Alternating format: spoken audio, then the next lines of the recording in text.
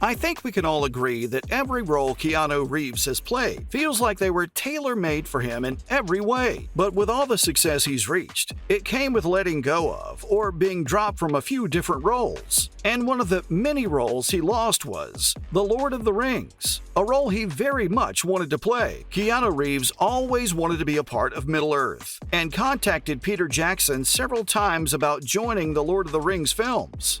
It was so much a part of the story, this idea of the traditional and the modern.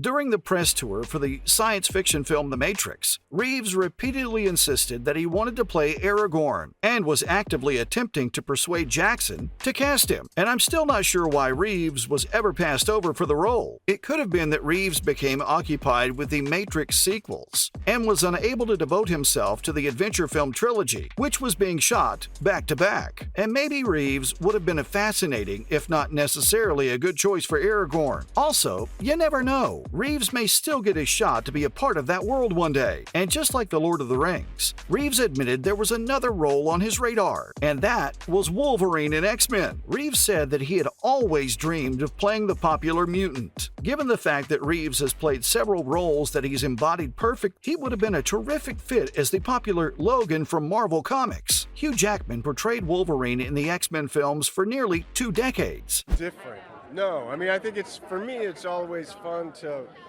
be, first of all, be a part of a film, and then part of a film you love, and then... Beginning with the first film in the franchise in 2000, and continuing with The Wolverine and Logan. But Hugh Jackman, believe it or not, was a last-minute substitute for Dougray Scott when he was unable to fulfill the part of Wolverine, while Keanu Reeves tried everything he could do to secure the role for himself. This is not the first time Reeves has spoken out about the popular character, because in 2019, he said that Wolverine would be the only comic book part he would ever consider playing. And just that produced some great fan art from some of his admirers, as well as comic book enthusiasts. And once comic book lovers became involved, they were again disappointed when he didn't land the role in Captain Marvel as Jan-Rog. Reeves revealed on the #show podcast that he was initially cast to play the character, but owing to contractual responsibilities, he had to decline and instead work on the next John Wick film. Jude Law was cast in the role of Jan-Rog as a result. However, given Marvel and Reeves' apparent willingness in working together, we may see Keanu Reeves in similar superhero roles in the future. He's also already starred in a superhero film, Constantine in 2005, proving that he'd be a perfect fit for another superhero role or a villain. We all know he'd be great either way. And honestly, he would have been great in a superhero movie, even Watchmen, if he hadn't turned it down. Yes, Reeves confirmed the long-rumored claims that he'd been offered the role of Dr. Manhattan in Zack Snyder's much-anticipated Watchmen adaptation. He said that he was very interested in the job, but had to pass since it didn't work out, most likely owing to The Day the Earth Stood Still's production overlapping. Reeves in the character of Dr. Manhattan would be a notable shift, but one in which he may have excelled. Manhattan's cerebral tone and general lack of emotion are consistent with some of Reeves' best performances as an actor, so it's no surprise Snyder considered him for the part. If Keanu had starred as the glowingly blue, mostly naked CGI character, it would have been a totally different role for him to take on, and could have altered the direction his career took. Simply having a connection with Snyder at that time in his career could have led him to working with the director again in the future. But I guess that's the thing with picking and choosing, and even losing roles, is that we might never know what could have happened in an alternate timeline. And another movie he chose not to be a part of was Platoon. In an interview with Entertainment Weekly in 2011, Oliver Stone revealed that he offered Reeves the role of Chris, but the actor passed it up. It may come as a surprise to many, but he dislikes violence in movies. Obviously, this is bizarre to consider, given the actor is now connected with violent films like The Matrix and John Wick. But to be fair, there is a big difference between the heightened nature of the John Wick universe and Stone's stark realism of war's agony. It's also possible that he wanted to attempt a wide variety of roles first, such as Bill and Ted's Excellent Adventure or Parenthood before venturing into more physically demanding roles. Nonetheless, it all worked out in the end, and Reeves has become a national treasure with a multitude of classics on his long list of roles and movies. But there was also a time when Reeves turned down working with another national treasure, when he turned down Heat. Despite the opportunity to work alongside movie legends Robert De Niro and Al Pacino, Reeves declined the role of Chris Saherles in the 1995 movie Heat.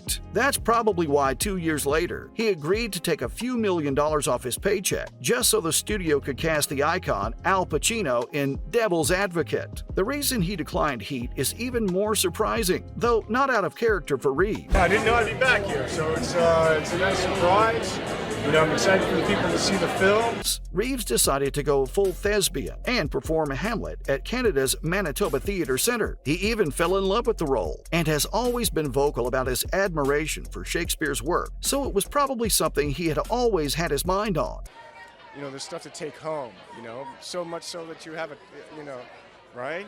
The actor was so dedicated to performing Shakespeare's play that he studied the script in between takes of Speed. So I think we can all stick by the notion that no one really knows Reeves. But on the other hand, Reeves knows exactly what he's doing. When he turned down the opportunity to star in a sequel titled Speed 2, director Jan de Bont began development on a sequel after the success of Speed in 1994. Sandra Bullock joined the cast, and the two attempted to convince Reeves to return to his role as Jack Traven in Speed 2 Cruise Control, which was now set on a cruise ship. Fox Film Entertainment was so desperate for Reeves to be on board for the sequel that the studio's former boss, William Mechanic, offered him a $12 million pay bump to reconsider. Reeves held firm, feeling that the film was too risky for his career. Passing on roles in Heat and the Speed sequel landed the actor in hot water with Fox, who virtually blacklisted him for years. Reeves was right about Speed 2 after all, though. The movie flopped at the box office, grossing only $164.5 million worldwide. So I guess a major part of what has made Reeves so successful is knowing what role is best for his career and then sticking to his gut decisions. And finally, which is something that doesn't happen very often, is having a role written only for you and then not ending up with the role. This is exactly what happened in the case of Bowfinger. Eddie Murphy was pretty much the go-to person for any dual role part by the time Frank Oz's Bowfinger rolled around. But the film wasn't originally supposed to play out that way. Steve Martin, who both played in and wrote the film, had actually written the role of Kit Ramsey to fit Reeves, given that they had previously worked together in Parenthood. After reading the script, however, producer Brian Grazier— Oh, that's right. That a question. Yeah. I don't know. You don't remember, huh? I was 15 years old. made an executive decision to recast the role. And that was the end of that possibility. And that's the end of the countdown of major roles Keanu Reeves didn't end up playing. See you in the next video. There's a lot of, I don't want to say life lessons, but this is something that you can enjoy, and it's not just